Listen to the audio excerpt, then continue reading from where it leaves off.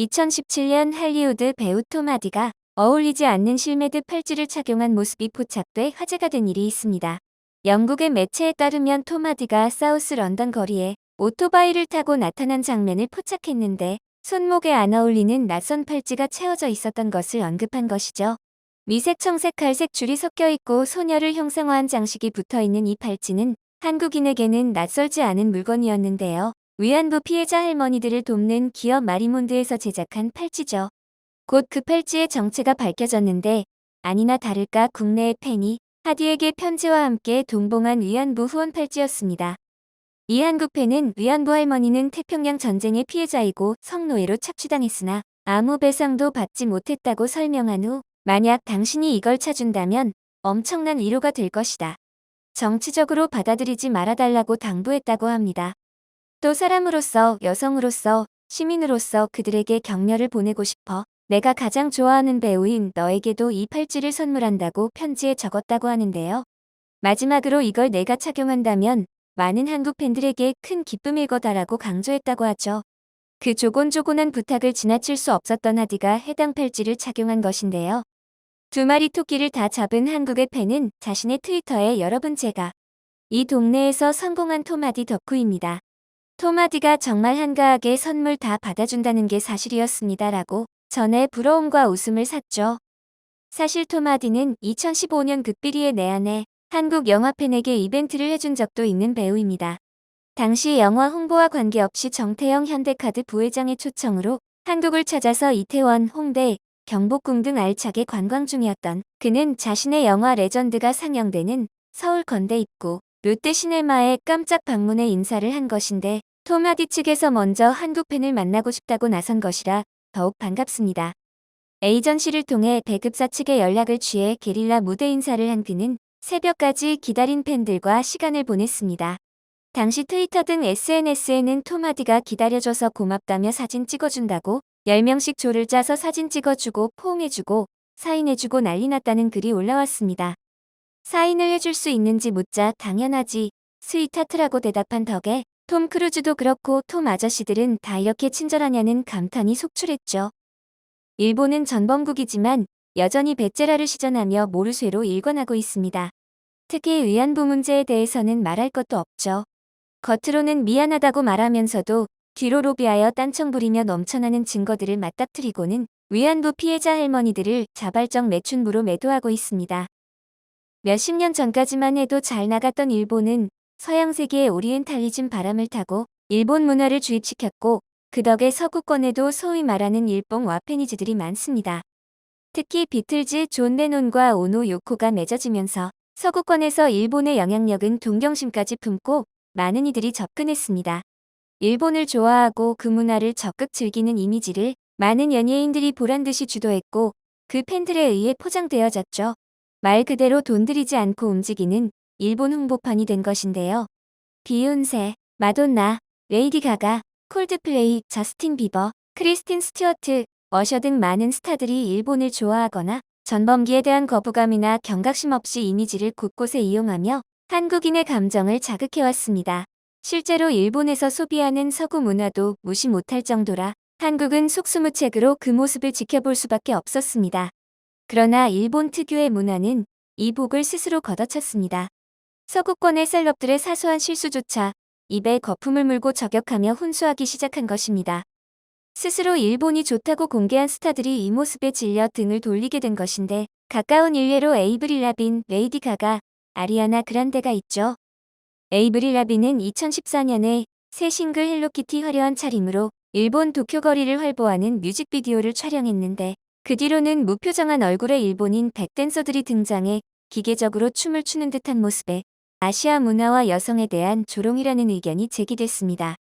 일본에서 찍은 헬로키티의 일본인 백댄서에 왜 아시아가 들먹여지는지 모르겠습니다만 이에 에이브릴 라빈은 인종차별주의자? 하하하, 나는 일본 문화를 사랑하고 내 삶의 반을 일본에서 보냈다. 내가 도쿄에 가서 이 뮤직비디오를 찍었다니까. 라고 논란을 일축했었죠. 안 그래도 한국의 떼창에 반해 투어 돌 때마다 한국을 빼놓지 않았던 그녀는 정이 떨어졌는지 일본을 외면해버렸죠. 돈은 일본에서 챙기고 한국으로 힐링 오는 스타들이 많아졌음에도 끝까지 돈돈하며 사소한 실수조차 용납하지 않는 그들은 아리아나 그란데와 레이디 가가에게조차 결국 외면당하고 마는데요.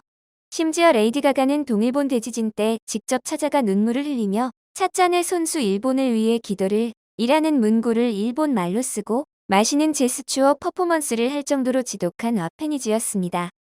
그런데 몇 년 후 일본에서 자신이 가장 좋아하는 장소라며 도쿄에 가서 찍은 사진을 업로드하는데 레이디 가가가 입은 의상에 한국어가 적혀 있다는 이유로 맹비난을 받습니다.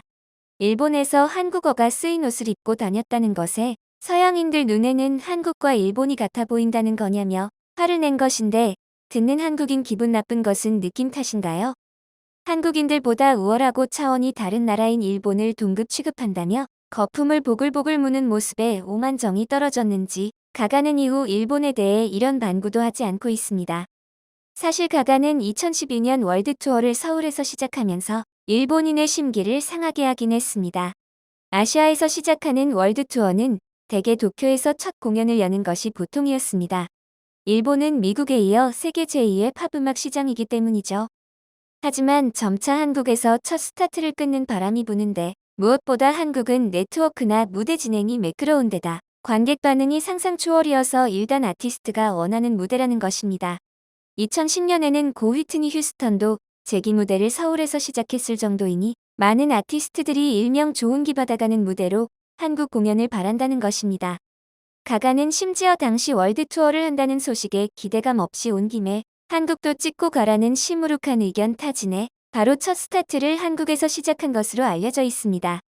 헐리우드의 신데렐라라고 불리는 제니퍼 로렌스가 영화 패신저스 홍보 일정으로 2016년 처음 내한했을 때 하루만 한국에 머문다는 소식에 한국 팬들은 많이 섭섭해했지만 보라색 개량 한복을 입은 그녀의 자태에 섭섭함을 숨기고 잘 맞아 보냈죠. 2014년부터 2016년까지 미국에서 가장 많은 영화 수익을 올린 남녀 배우 합산 1순위로 성격까지 털털하다고 하는 그녀는 당당하고 솔직한 성격으로 여성 인권 문제에 대해 관심이 지대하다고 밝히기도 했는데요. 이 과정에서 돌연 위안부 문제에도 관심을 가지게 된 것인데 제니퍼 로렌스는 우연히 이야기를 듣고 직접 검색해서 찾아봤다고 합니다. 이어 쏟아져 나오는 참담한 관련 자료의 실상에 입을 다물 수 없었던 그녀는 또 할리우드에서 한 성질하기로 유명한 여배우죠.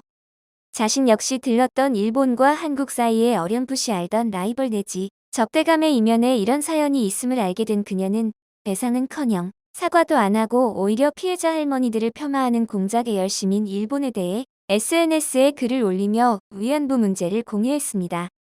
며칠 전 제가 정말 오랫동안 좋아했었던 나라의 전쟁 범죄에 대해 듣고 깜짝 놀랐습니다.